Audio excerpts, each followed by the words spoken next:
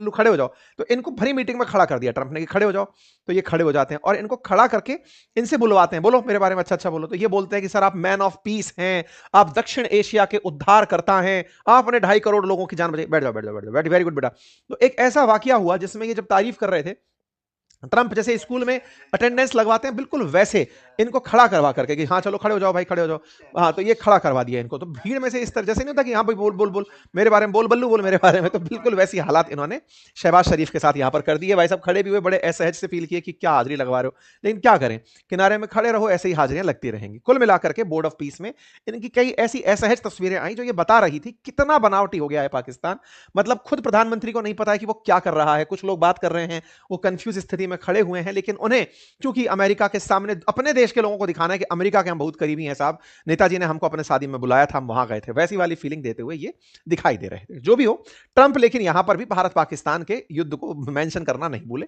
Operation सिंदूर को इस बार उन्होंने एक नई ऊंचाई दी और उन्होंने कहा कि मैंने 200% टैरिफ की धमकी दी थी, 11 जेट गिराए गए थे। अब तो इस बात का एविडेंस हो गया है, दुनिया एविडेंस देने लगी है। 4 से शुरू हुआ ये आदमी, 4 जेट, 5 जेट, 6 जेट, 7, 8, 9, 10, अब इन्होंने 11 जेट गिरा दिए हैं। अब इनको रोज नए जेट गिराने की जो नई बीमारी लगी है, ये एक हेडलाइन बन जाती है। ट्रंप ने कहा कि मैंने मतलब इस युद्ध में 11 जेट गिरे थे साहब, इसका वीडियो वायरल होता है, वीडियो बाहर निकल कर आता है, तो मतलब चर्चा निकल कर आती है कि ट्रंप शायद कोई बीमारी की तरफ बढ़ रहे हैं, जिन्हें आत्ममुग्धता घेरे जा रही है, सेल्फ एप्रिसिएशन और प्रेज में वो पगल आ गए हैं। यानी उन्हें केवल ये प्लीज करना लोगों का पसंद आ रहा है कि लोग बस उन्हें तारीफ कर दें, और इनकी जो तारीफ कर रहा है वो इनको पसंद है। अब इन्हें अपने ही नंबर्स से कंपटीशन हो रहा है कि पिछली बार 10 बोल दिए थे क्या, ओ माय गॉड कम थे, चलो 11 बोलते हैं। मैंने आपको अपने ही कुछ सेशंस में इनके वो नंबर कोट किए हैं कि ये व्यक्ति आज इतना बोल रहे हैं, देखना एक दिन ये 10 पार कर जाएंगे। ये हमारे वीडियोस में मैंने बोला है, शायद आप इसका एविडेंस दें कि हाँ भाई साहब ये क्रॉस कर गए हैं। कुल मिलाकर के इनकी क्रॉस करने की बात अपने आप में है। बैठक में इंडोनेशिया के राष्ट्रपति प्रबोवो सुबियांतो, अर्जेंटीना के राष्ट्रपति जेवियर माइली, हंगरी के प्रधानमंत्री विक्टर ऑर्बन ये भी पहुंचे थे। Germany, Italy, Norway, Switzerland, Britain, ये वो देश है जिन्होंने इनविटेशन डिक्लाइन कर दिया था, लेकिन ये भी ऑब्जर्वर के तौर पर पहुंचे थे जैसे भारत। इसका मतलब ये हुआ कि निगरानी रख रहे हैं हम कि ये क्या काम कर रहा है, अगर ठीक लगा तो फ्यूचर में हम देख लेंगे। कुल मिलाकर इस तरह से यहां पर पहुंचे। लेकिन जिसके बारे में फैसला हो रहा था वो था गाजा। गाजा में जिससे बात होनी थी वो था हमास। हमास को हथियार हटा देने हैं ये कहा गया था। हमास ने कहा हम हथियार नहीं छोड़ेंगे, जब तक इजरायली सेना हमारे यहां पर है तब तक हम हथियार नहीं छोड़ेंगे। इसराइल ने कहा जब तक तुम हथियार नहीं छोड़ोगे हम गाजा पट्टी नहीं छोड़ेंगे। तो दोनों अपनी जगह पर डटे पड़े हैं। कुल मिलाकर के दोनों की बातों में ट्रंप अपने सुख को भुगत रहे हैं यूएन की तरफ से। और तो और ट्रंप बोलते हैं कि मेरा बोर्ड ऑफ पीस अब यूएन की निगरानी करेगा और उस इलाके में हम अपनी फोर्सेस भेजेंगे जो जाकर गाजा में हमास से हथियार लिवाएगी और फिर यहां पर सेना जो है वो शांति व्यवस्था करेगी। आज गाजा की स्थिति यह है कि यहां के 78% जो इमारतें हैं वो पूरी तरह से खाली हो चुकी हैं या अब टूट चुकी हैं। 75% हिस्से पर गाजा के आज इजराइल का कब्जा है। 66,000 मौतें हो चुकी हैं, 2.25 लाख लोग यहां घायल हैं। गाजा के अंदर 83% आम नागरिकों की मौत हुई थी। अब यहां से हमास को हटाने के लिए बात थी इंटरनेशनल स्टेबलाइजेशन फोर्स बनाने की। इस फोर्स के लिए इन महाशय को नजर आते हैं 5 देश, मोरक्को, अल्बानिया, इंडोनेशिया, कजाकिस्तान, कोसावो। सोचो पाकिस्तान यहां पर भी साथ नहीं आया। क्यों नहीं आया? क्योंकि पाकिस्तान अपने ही देश के अंदर फिर ट्रोल हो जाता कि तुम तो अब फालिस्तीनियों को मारने के लिए सेना भेज दी हो। पाकिस्तान पीछे हटता है और जो देश यहां पर सेना भेजते हैं जिनका कहीं कोई युद्ध का इतिहास नहीं है वो अपनी सेना यहां पर भेजने के लिए तैयार होते हैं। कुल 20,000 सैनिक चाहिए, 8,000 सैनिक भेजने की यहां घोषणा हो जाती है और कहा जाता है, इंटरेस्टिंग है, ना इसराइल की सेना है, ना अमेरिका की सेना है, ना पाकिस्तान की, ना यूएई की, कोई भी देश ऐसा हमास के साथ पंगा नहीं ले रहा है कि भाई इसके तो गुड बुक्स में हमें रहना है। जो बहुत दूर बसे हुए हैं वो आकर कह रहे हैं हम भेजेंगे। ऐसे में इंटरनेशनल स्टेबलाइजेशन जो फोर्स बन रही है उसके अंदर मेजर जनरल पद पर बैठेगा एक अमेरिकी जिसका नाम है जैस्पर जेफर्स, और उसके साथ एक इंडोनेशियाई अधिकारी शामिल होगा क्योंकि इंडोनेशिया इसमें बड़ी सेना भेज रहा है। पाकिस्तान से पूछा गया तो पाकिस्तान ने कहा कि हम किसी भी सेना को निरस्त्रीकरण के लिए नहीं कह सकते कि आप अपने हथियार छोड़ दो। हमास के लिए यह वाली बात थी। कुल मिलाकर के पाकिस्तान ने अपनी यहां पर स्थिति दुनिया के सामने बता दी कि वो केवल और केवल बल्लू बनकर गया था कि बोल बल्लू।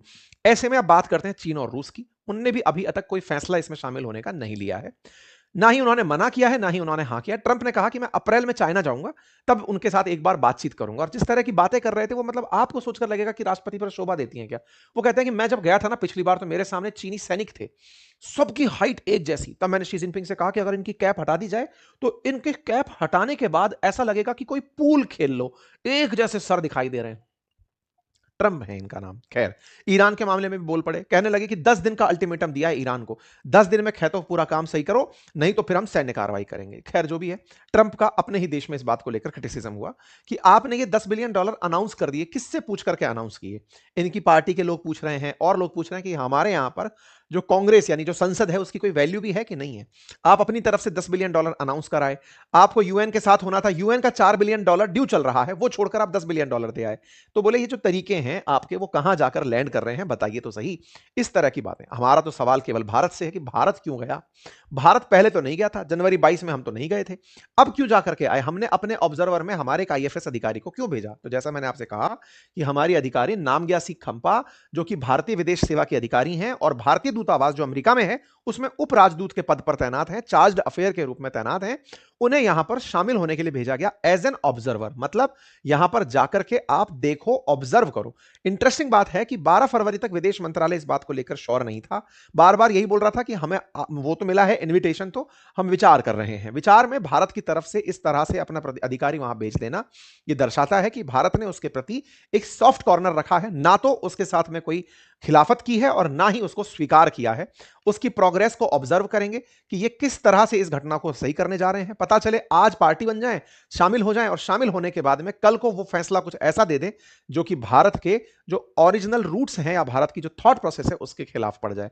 इसलिए भारत यहां पर पीछे हट गया। लेकिन बड़ा सवाल यह है कि ऑब्जर्वर तक भी पहुंचाने में क्या ट्रंप का कोई दबाव था? अब ये तो खुद सरकार बताए, लेकिन सरकार का जो रवैया है ये एक बीच का रास्ता जरूर दिखता है, क्योंकि बहुत से यूरोपियन देशों ने ये तरीका अपनाया, इस तरह से भारत ने भी शायद ये तरीका अपना लिया हो। बाकी आप लोग इसे कैसे देखते हैं जरूर अपनी राय कमेंट बॉक्स में बताइए। चैनल पर नए हैं तो सब्सक्राइब कर लीजिए। हमारी किताबें और हमारे कोर्सेज अपनी पाठशाला एप्लीकेशन पर उपलब्ध हैं, आप उन्हें एक्सेस कर सकते हैं। धन्यवाद।